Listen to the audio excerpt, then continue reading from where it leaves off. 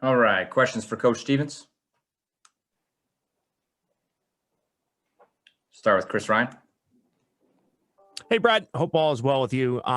Over the last couple of seasons, there's obviously been guys coming in and out of the lineup, and you've adjusted, pretty well over that time period. Has there been anything different this year in making those adaptations to lineup changes, and if so, why, in your view?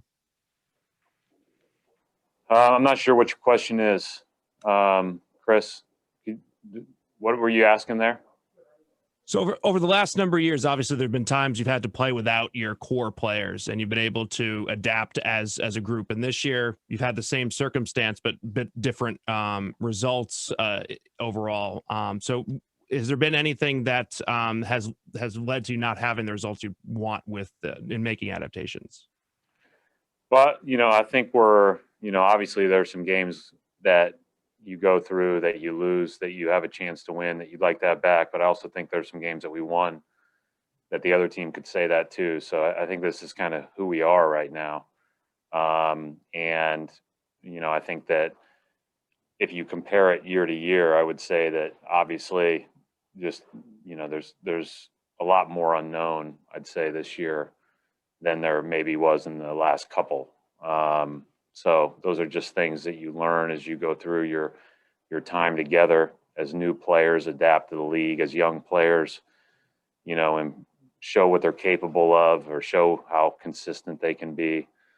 And then, as new players adapt to your team that aren't young. So I would just say that there was more known in previous years.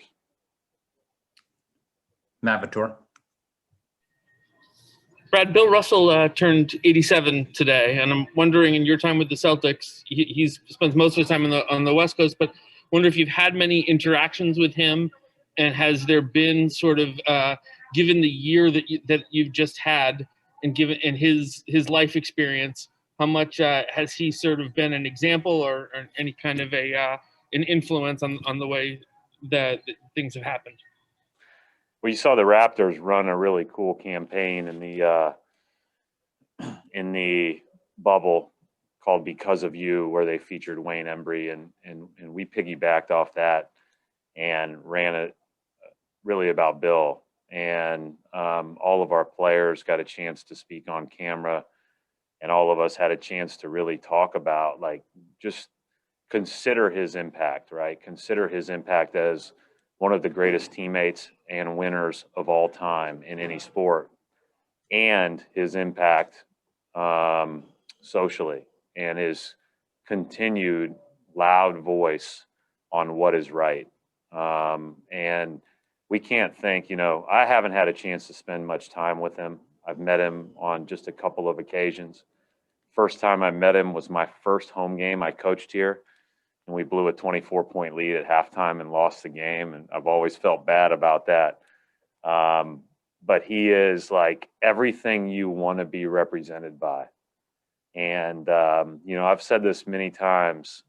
When you think about his impact on and off the court, he's in very rarefied air. And, I can't think of a better representative of our sport or the Celtics. John Corrales. Hey, Brad, under normal circumstances, I'm sure you would have an idea of where you'd want to be right now at this point of the season. What percentage of that are you actually at right now, all things considered? I haven't thought about that, John.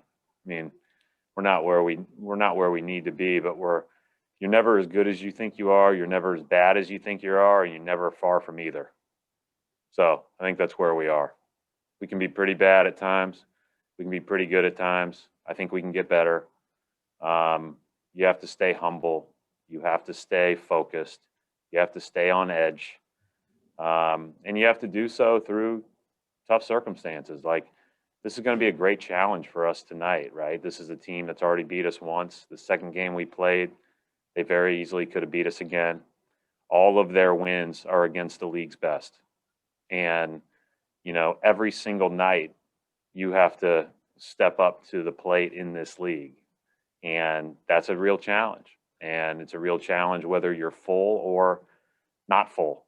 And so that's again where some of the what was asked earlier, when you know what you're getting night to night, you know, maybe you're not going to be as good, right? But you know, right now we don't quite know yet, but I think we're improving, but I think we have a long way to go. Final question for Coach Abby Chin. Brad, on a lighter note, Marcus Smart is joining the NBC Sports Boston broadcast tonight for the second quarter. Did you give him any words of advice, or do you have any, overall concerns about giving Marcus an open mic? I didn't know that. I'm sure he'll be entertaining.